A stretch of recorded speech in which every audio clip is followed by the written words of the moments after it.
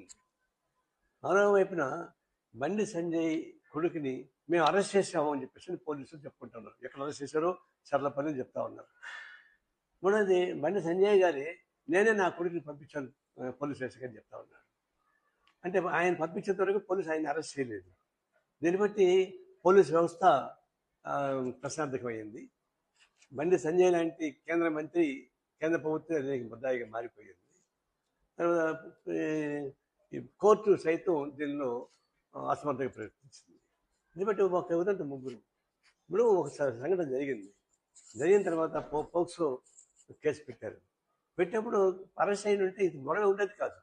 ఆ విషయం రాష్ట్ర ప్రభుత్వం కూడా తప్పు చేసింది. ఏమి ఎవరెవరినో ఎన్కౌంటర్ చేశారు, నేను ఎన్కౌంటర్ చేయమని చెప్పలే.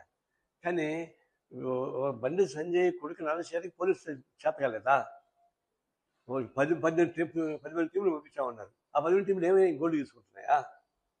ఇదంతా లాలూచి కుస్తీ కదా ఇదంతా. సరే బండి సంజయ్ నా కొడుకు తీసుకోవాలని చెప్పేంతవరకు పోలీసు అరెస్ట్ చేయలేదంటే, పోలీసు అరెస్ట్ చేసినాక మేము ఇంకెక్కడో అరెస్ట్ చేసామని చెప్పుకోవడం అంటే ఏదైనా దొంగతనం కదా. ఇప్పుడు 3 వ్యవస్థలు నిర్వీర్యం అయిపోయేటువంటి పరిస్థితి వచ్చింది. ఎప్పుడుగా ఒక తప్పు నాకు తండ్రిగా దాన్ని సమర్థించకుండా పోలీసులకు అప్పగించుంటే ఈ రోజు వచ్చిండే కాదు. ఈ విషయంలో మాత్రం కేంద్ర ప్రభుత్వం ముద్దాయింది, రాష్ట్ర ప్రభుత్వం ముద్దాయింది, పోలీసు వ్యవస్థ ముద్దాయింది, న్యాయ వ్యవస్థ ముద్దాయింది.